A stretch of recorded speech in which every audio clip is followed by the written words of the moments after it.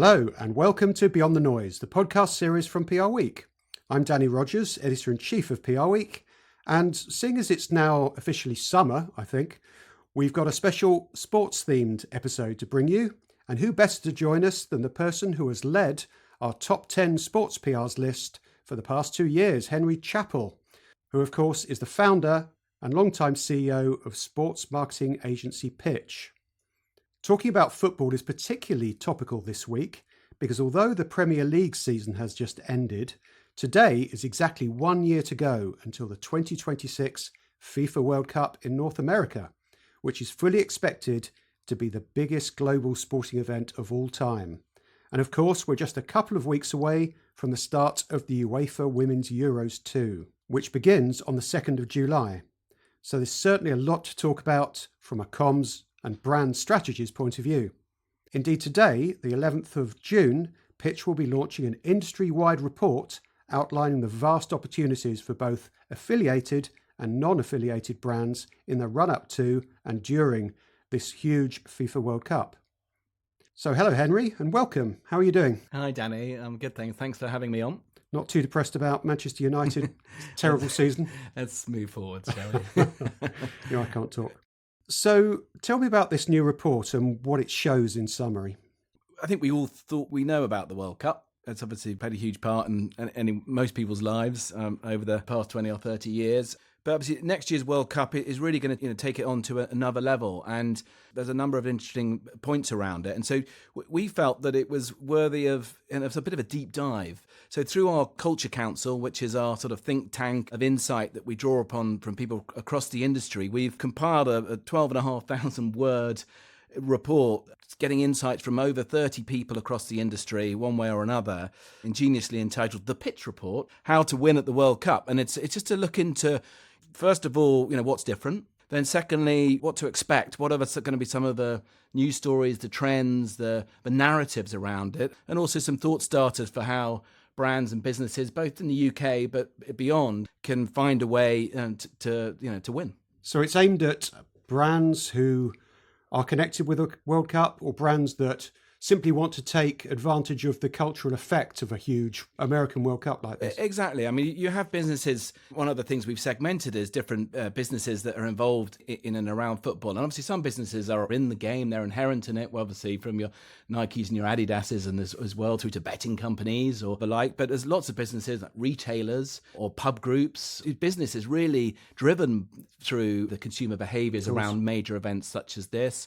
And there's lots of businesses who are around the game from a discretionary point of view, using an association or marketing with football from a discretionary point of view. I mean, at the Euros last year, Hellmann's Mayonnaise obviously was using Jack Grealish as an ambassador to promote itself around that. And obviously, consumer behaviours are behind that campaign. So there's many different brands and businesses where the World Cup will have an impact on their business next year, or they may wish to use it as an opportunity to market themselves better. And I suppose also the marketers within football as well, the Women's Football, Soccer League, all the different aspects of governing bodies probably can gain from this event. Yeah, we hope so, because they'll see some insights and thoughts from marketing people that are, not directly involved in football, but have a view on it, or also content creators or the broader community that aren't just in it sort of day to day. So yeah, hopefully that too. Right. So in summary then, what did your report find? And particularly what surprising and notable findings did it come up with? Yeah, well, I mean, to start with the basics, which is sort of common knowledge, but just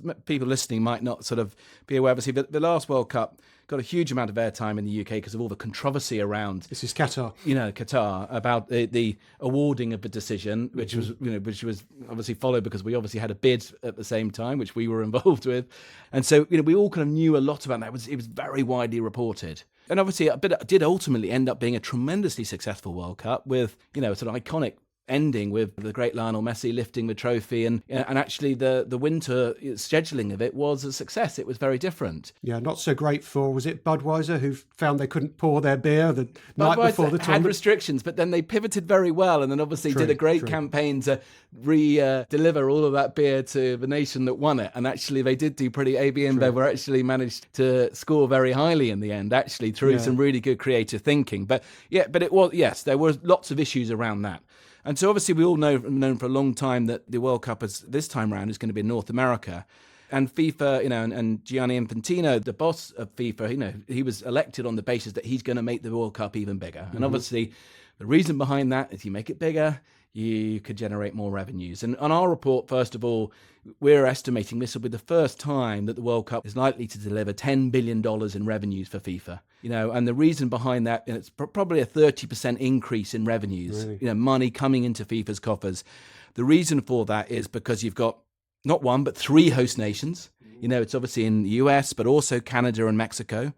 And that's 16 host cities, with more than ever before, hosting games. And all of the big cities you could imagine, LA, New York, but Atlanta, Boston, Dallas, Miami, and Canada, you've got Toronto, Vancouver, and Mexico, Guadalajara, etc. So all of which have got huge consumer markets in their own right. Huge consumer markets. Yeah. And then, just the fact, it's 104 matches compared to previous World Cups was 64. So it's 40 more matches, and it lasts for 5 weeks now. But I'd forgotten that, actually. So all the World Cups previously have lasted 4 weeks. This one's going to last 5 weeks. 5 and a bit. Creating a lot more opportunity for audiences, for brands, for advertising, for media. Yeah, exactly. And back to who's affected by the cinema chains is going to have an impact on them, Negatively, yeah. So you have to think about these things. So it's a big chunk of next summer that it will be on for. But as a result of all this more, FIFA wins because there's going to be, more revenues because they're taking it to one of the world's biggest markets and they've made it, even bigger than before. But there's also other factors because obviously you're still going to have these two, giants of not just world sport, but social media, Ronaldo and Messi. The 2 most followed people on the planet. They're definitely going to play, are they? They're both definitely going to play. I think by hook or by crook, even you have to wheel them out there, Ronaldo will be there. And it's unusual to have an event where, 2 of the main protagonists are 2 of the most followed people on the planet. Ronaldo has over 1 billion social media followers himself. And Messi's not far behind at about 700 million. Just their... Plus you'll have Mbappe and exactly. Jude Bellingham and all the new correct. stars. You have all the new people coming through, as you do in sport. We've just seen it with the French Open, when you thought, you can't beat, the rivalry of Nadal and Djokovic. Along comes Sinner and Alcaraz. So there will be new stories and new people that come to life, and that's part of it. But you just know that that sort of Ronaldo and Messi story is going to be huge. And then obviously commercially, there's going to be more partners involved than ever before. Official and unofficial. Well, correct, both, because start with official, I think there's going to be over 40 to 50 official partners one way or another of FIFA at a global level, where there's currently 7 big global partners, but then within the tournament where you can be a World Cup partner or a sponsor or a tournament sponsor at a different level, and they're going to sign a huge number of those deals. But also each of the host cities is going to have their own commercial program as well. So, on a local level in Boston, for example, you can be partners. And then, of course, each of the competing federations and governing bodies has their own partnerships. And there's going to be more teams than ever before. So in the UK, it'll be done through the FA. Well, exactly. And for example, the FA have already got an incredibly strong, body of partners, obviously from the Adidas of this world to EE, one of the main partners to Marks and Spencer, to Mars, who've been involved for a long time, and they're not going to go anywhere because they know this tournament's going to be phenomenal. But I'm sure they'll have also more success signing even more partners. And so, just the fact there's more teams competing than ever before means there's going to be more national partners around the world. And all of the brands who are involved obviously drive engagement. They activate the rights, and, that's why you see lots of in-store promotions around, the England team and the FA in Marks and Spencer around the time and what have you, because they're an official partner. And they activate it like that. So there's sort of all of these factors. And we've done some calculations around it. And Ed Britton, who heads up our social team, has done a great job of looking at what that could look like. And we're estimating it's going to be a sort of 5.8 billion reach, in total, factoring in all the different audiences, from the live audiences in stadia to fan zones around the world, through to obviously the television and radio audience, through to modern audiences with people, altcasts and multi-streaming, and people watching it via a Twitch feed, and so on and so forth. And ultimately, if you add that all together, we think there's going to be 711 billion engagements during the tournament around the world. Pretty much covering the whole consumer audience of the world over that 5 weeks. Yeah, liking it, resharing it, in one way or another. So it's sort of unprecedented and a bit like, whoa. And when we sort of started just contemplating all of that and talking to people through the Culture Council and everything else, you went, wow, it hasn't got quite as much airtime over here as you perhaps it might otherwise have done, perhaps because there's so much other things going on in the world that have obviously quite rightly dominated attention. But you'll start to see it from now with this 1 year anniversary, and obviously building up to probably where it will really land will be the draw itself for the World Cup. Just before Christmas? It's just before Christmas, and they haven't said where it's going to be, but it could be in Las Vegas, bells and whistles. It could also be in Washington.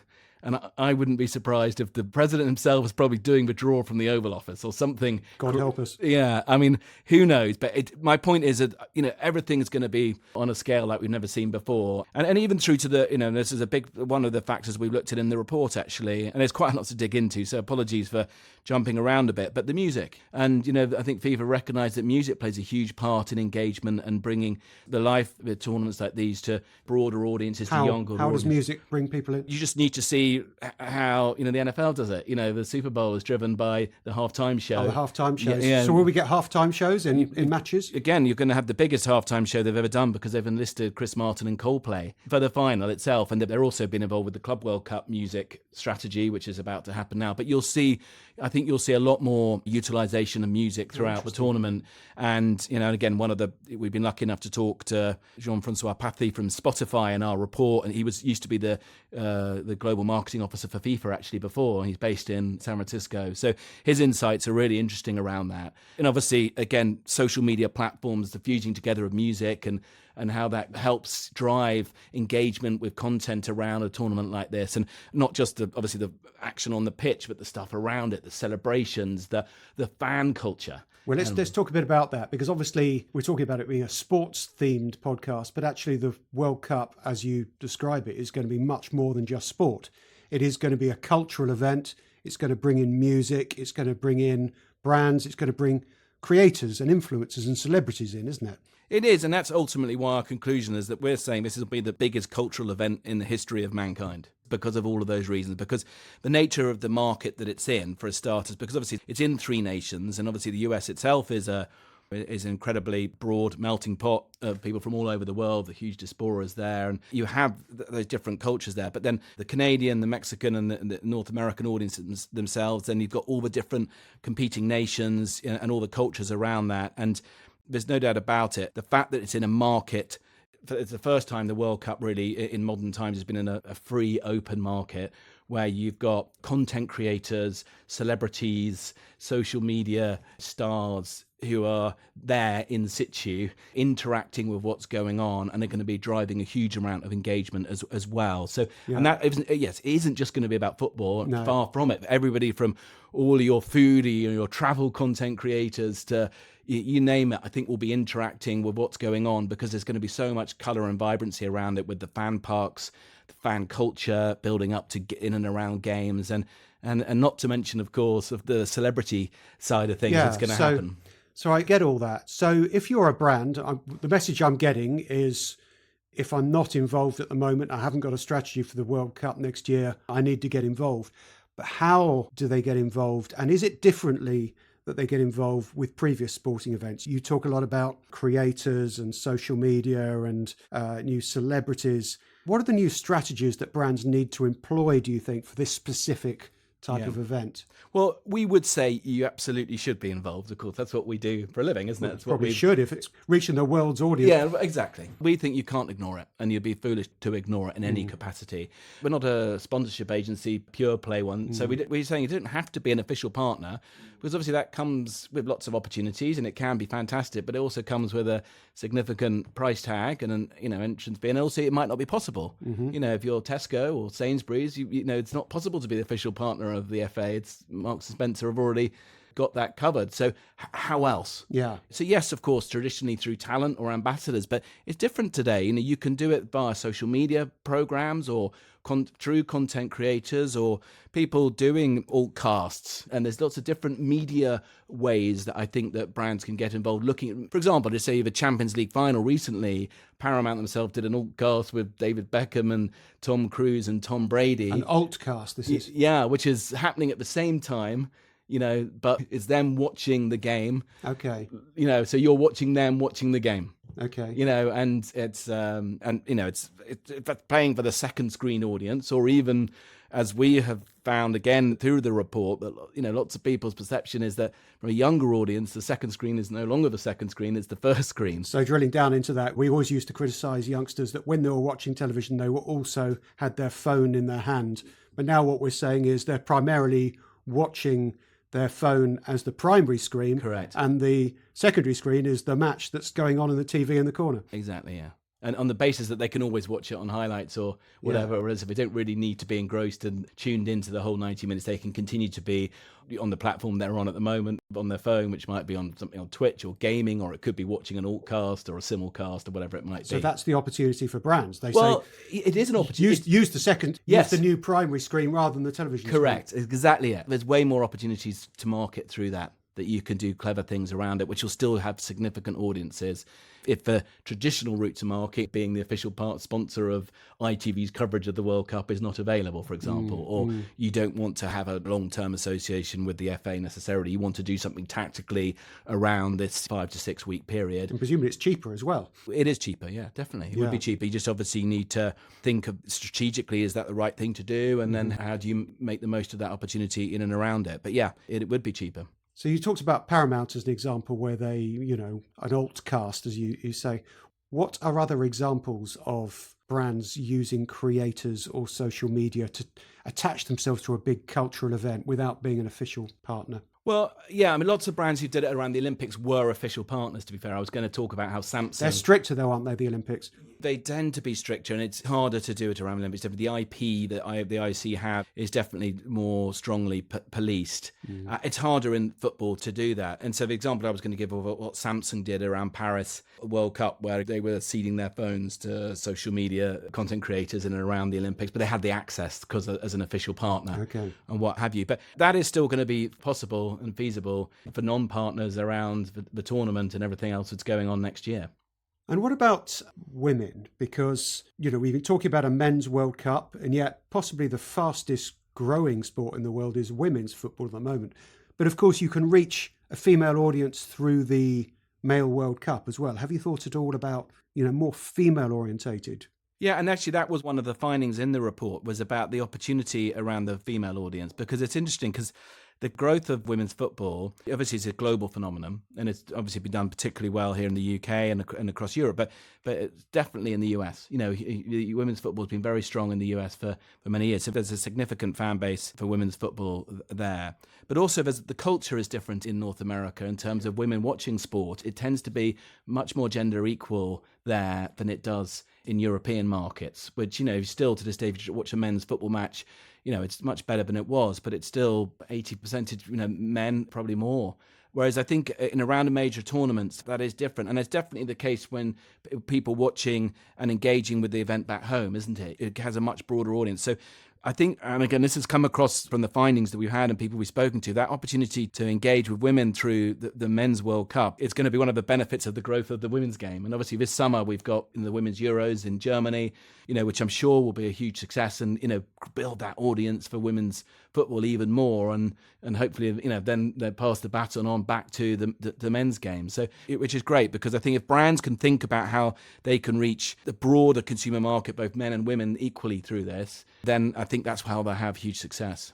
And have you any ideas how brands might do that? How they might target the female audience for the 2026 World Cup? Yeah, and I think that obviously depends on the brand you're talking to and the tactics you can do. But clearly there's going to be a lot of female audiences, female talent, female content creators, female leaders who love the game of football and going to be engaging in a natural way. And so that's potentially one route. There's also going to be opportunities, I think, in and around officially through some of the fan zones or whatever to ensure that you're targeting that audience differently. So I think there will be lots of opportunities in that regard, yeah. So talking about content creators, the players involved are naturally content creators. They'll be creating a lot of content. Yeah. I suppose you've got the commentators. They become content creators in their own right. The commentators themselves are some of the biggest stars around this. And, obviously the Roy Keanes and Ian Wrights of this world.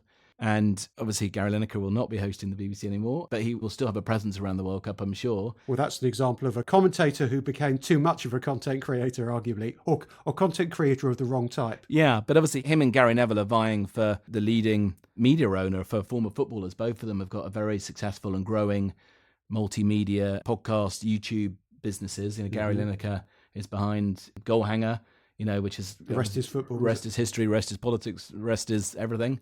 And obviously Gary Neville is behind his Overlap channel, which is, got Stick to Football, which is hugely successful. And it's called Soccer, US podcast specifically. And I'm sure lots of plans besides. So, yeah, he will be back on air as one of the ITV's main presenters, I'm sure. So the legends of this game play a significant part in it. Are there any women commentators who become media opportunities in their own right, who have a big audience around the Men's World Cup? It's getting there, probably obviously not at the same level, for example. Something like Karen Carney's an excellent pundit and a former player and highly respected. She doesn't obviously have the same... social media following. No, or cachet that a Roy Keane would do, for example. But there are, and there's obviously a number of, more both on both sides of the Atlantic. I was about to say, in America, there's probably some female pundits who have got huge audiences, I'd imagine. There is, and that will grow as more of the current crop of international women stars start to move into punditry and what have you, because the people who are sort of the household name from a punditry point of view, like people we've mentioned, or Jose Mourinho, are been around for a long time, haven't they? And they've become household names and then continued that further in a second career in media. And what about other types of content creator then? When we're thinking of the YouTubers and the TikTokers, do they provide an opportunity for brands to get involved in this whole cultural event? Absolutely. I mean, there's so many different angles. The fashion of football and, the kits and all of that side of things. That's a huge cultural touch point and really interesting for lifestyle brands, but retailers and everybody, because, there's a huge following there. The food, the whole point about, both if you're lucky enough to be traveling to North America, but also if you're back home hosting barbecues or home events, which millions of people do, the food around it, and also just generally sort of travel and lifestyle around it. So I think there's many different angles, because it, like you say, it's much more than just a football tournament. It's a cultural event in many different ways. And how do brands or agencies identify the content creators that they need to engage with in order to be part of this phenomenon?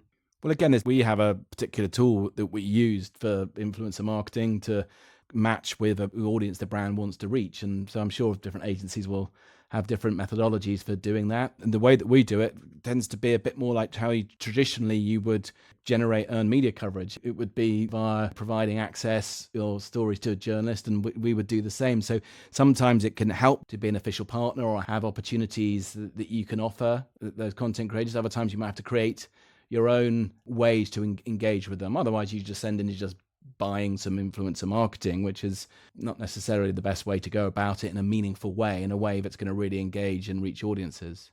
Okay, we've talked a lot about music and also mentioned food and fashion as a way of their sort of crossover with sport in the World Cup. What about the whole merger of the sport and entertainment world? And I'm thinking as much as anything about the sort of David Beckham, a footballer who moved beyond sport to become an entertainment star. And then I'm also thinking of Ryan Reynolds, who was an entertainment star who became more recently a sort of football-related celebrity. So how does the entertainment world engage with all of this? It's going to be a huge factor, I think, that's going to drive media coverage and interest will be the Hollywoodization. Of course, there will be matches in Hollywood, won't there? Literally. We've seen Hollywood stars like Anne Hathaway engaging with football by becoming an Arsenal fan and singing North London Forever on her social media feeds in a quite peculiar fashion. Yes, it was a bit weird. And for many reasons. And as you say, you've Hollywood stars becoming owners of football clubs and all that from an investment point of view. And just that crossover. And the last World Cup ended with the peculiar sight of Salt Bay on the pitch. This is the restaurateur. Yeah, exactly. The sort of trying to get his face in front of the media. But in recent years, the past couple of years, the NFL has had the benefit of the Taylor Swift effect. Okay. Obviously, because she was dating Travis Kelce. Yeah, so dating Travis Kelce and turning up to every game, and just her sheer presence at each game, which transformed the Super Bowl, didn't it? It became a much bigger marketing event because Taylor Swift was there. It did. And yes, I'm sure she's deeply in love with Travis and wish them all the best. But it was a very beneficial alliance, in terms of it took her to another level. So it was a virtuous circle there, whereby just drove huge amounts of engagement to that much broader audience. And, there's no doubt about it, the same is going to happen here around the World Cup, whether it be around the USA, the games themselves, or just where global stars connected to different nations behind their teams. And you're really going to see it. And there's no doubt about it. They're going to lean into that in a big way. And there will almost certainly be a celebrity angle that becomes a huge part of the World Cup. Obviously, in the old days, it used to just be the wags, the wives and girlfriends of the England players that used to get all the attention of the traditional British media. But I think now it's going to be on to a whole different level. So it's going to be the first proper Hollywood World Cup. It will be, yeah, it will be. And last time the World Cup was in the US was in '94, and you obviously had Diana Ross famously kicking the ball to not into the goal. She missed an open goal at the opening ceremony. So not going to be it was pre-iPhone, probably pre-internet. It was pre-internet. It's not just going to be Diana Ross. The list of people involved, I think, will be off the charts, and that's going to be a huge driver of engagement. There's no doubt about it, and it'll be interesting to see. Talk to me a bit about gambling and betting and how they are going to interact with this particular World Cup. Yeah, and again, it's an interesting point that we've covered off in the report and talked to a number of people in that sector, because the gambling sector is growing significantly in many different markets, but particularly in the North American market, driven by their love of sports, but also by deregulation, but also by technology and the different platforms that are available. People gambling, but also softer gambling with concepts like draft and fantasy products, which enable people to engage in many different ways. So again, and football is the number one sport for the betting market around the world. What about the restrictions on gambling in the UK? Because you're not allowed to sponsor shirts if you're a betting business or a gambling business. No, so yeah, there are greater restrictions from a marketing point of view in terms of how gambling brands can have their brands exposed to audiences in and around the pitch, on shirts, on pitch side and what have you. And that's going to just increase in time, quite rightly. But it just means that they need to market themselves in different creative ways. And that's why you see all the fantastic tactics that the Paddy Powers of this world deploy to very creative marketing. Highly creative, just to create their strong brand presence in advance of major tournaments, whether it be the start of the Premier League or ahead of the World Cup and so on and so forth. But in this instance, it is a big opportunity because a lot of these betting companies, the North America market is the sort of holy grail, because if that gets more and more deregulated, they'll be able to operate more freely there. Okay. And like I say, the American market actually is a very, very big gambling market, driven by the whole Vegas culture and traditional horse racing, but they've had lots more restrictions about what they can and can't do. But also from a different point of view, the different sort of games and ways that people can involve themselves in the tournament. I mean, traditionally it would have been through a Panini sticker book, which is the sort of softer way that younger generation of fans, which still exist and is still very, very popular. But more recently, you've seen the rise of things like the Premier League's fantasy product, which is not gambling, but it's gaming. And it's hugely popular both in the UK, but around the world. And you see those sort of products being popular around the World Cup next year. And connected to it, but different, is gaming. Yeah. And how the gaming community and audiences will be able to engage with the World Cup around what's going on. So both of those points are worth consideration. So we've talked about arguably some controversial industries getting involved in the World Cup. What about from a slightly more ethical point of view? What can charities do? And I think of the example of Women's Aid, who ran that amazing campaign, He's Coming Home, during the last Euros competition, about domestic abuse goes up apparently when big football matches are on. So is there an opportunity here for certain charities maybe to get involved in this huge cultural event?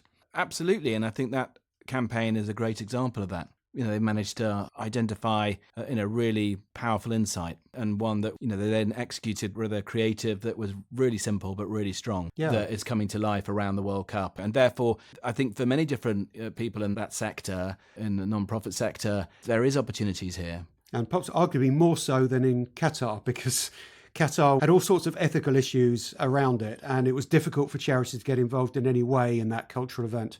It did, and you're right. When it comes to it, lots of people are going to engage with this and it's an opportunity, but I just don't want to go there because of all the challenges and questions it raised. And you don't have that this time because the markets it's in, and you just don't have any of those issues to wrestle with, really. So, yeah. This moves us on quite nicely to another slightly controversial edge to the 2026 World Cup, which, of course, is that it is hosted primarily in the United States of America. And the United States of America at the moment is very politically polarized. We have one of the most polarizing presidents who will still be there in 2026, maybe, probably. And what sort of theme does that cast around, and what restrictions does that cast around this particular World Cup? It's a really good point you raise, and it's one that we haven't ignored, because you can't ignore politics in the US at the moment. Like it or not, you can't ignore the president, because that's the last thing he wants is to be ignored. And he is 100% right behind this World Cup. He's, I don't know if you saw, but at his inauguration, he had Infantino, the boss of FIFA, right there, prime position. I hadn't noticed that, actually. He was right there. And he's been a big endorser of this Club World Cup, which is this new tournament that's taking place this summer that FIFA have just suddenly sort of created, which is a bit half-assed and a bit also arbitrary. In America. Also in America. Again, another revenue opportunity for FIFA. And it's sort of another just, right, how can we sort of milk this for everything we can? But Donald Trump sees the World Cup as what it is, as an opportunity for himself to promote himself to a really truly global. Making America even greater? Arguably, although how well they'll do on the pitch remains to be seen. So it'd be quite interesting to see if they end up in a knockout match against Mexico or something like that. So it could provide the ultimate schadenfreude, which would be quite hilarious. I'm sure Trump himself will probably wish to dictate events. But yeah, there's lots of things which come into it. I think recently the vice president's policy on foreign visitors. So there might be an impact on that. Trump talked about how it would be great if Russia played in the World Cup if they were to get a peace deal done by then. Obviously, at the moment, they don't have a football nation competing to qualify, so that's not possible. So there's lots of factors in there through to, you're just going to see him very involved in the tournament. Right, the draw for the tournament is in December. It's going to be a huge event in itself because that's the moment where all eyes turn into what's happening. It hasn't been announced yet where that draw will take place. It could be in Las Vegas, and you can have the full kind of American Vegas effect, or it could also be in Washington. And I wouldn't put it past Trump to be overseeing the draw himself. I'm sure he's going to be front and center. And there's no doubt about it, when it comes to handing over the trophy, it'll be him that's doing it. But there's lots of political considerations and factors to bear in mind. And clearly, with everything going on with this tariff war and all the negotiations around that, the leaders of all of the nations involved are going to use it as an opportunity to be there, I'm sure, to try and get some, FaceTime with Trump. So it's going to be... It's going to be a big political event as well as a cultural event. It's going to be a huge political event. Yeah, there's no doubt about it. And politics and sport and these major sports events have been entwined arguably forever. But since the Berlin Olympics. Well, yeah, since the Berlin Olympics. But I would say probably if you go back to the history of the ancient Olympic Games, probably forever. But it's definitely going to be the case in this. And then just one other point we talked about was the fact that, don't forget, it's 3 host nations, and Canada and Mexico, it'll be a great platform for them to talk about their nations and what's going on. We think in particular Canada's going to be a fantastic host. It's going to provide some great opportunities for fans, but it's a great opportunity for Mark Carney and for Canada to use it as a platform for what they're wanting to say to the world as well. So there's going to be many different political nuances and things to factor in. And again, I think comms professionals and brands involved in it one way or another really need to think that through, because it's definitely going to be a factor. Well, I hope you enjoyed our special summer sports episode of Beyond the Noise, and hopefully we'll have a few more this year featuring other sports. A huge thanks to Henry Chappell from Pitch. Fascinating conversation. I'm certainly excited now about next year's World Cup, but of course we've got the Women's Euros on the football front coming up as well. And you'll be able to see Pitch's report on PRWeek.co.uk from today, the 11th, and do check out all our news and analysis of this fascinating comms business at PRWeek.co.uk on an ongoing basis. If you've enjoyed today's episode, we'd love it if you could leave a review, please, wherever you access PR Week's Beyond the Noise podcast. But most importantly, do come back next time. Thanks for listening, and goodbye.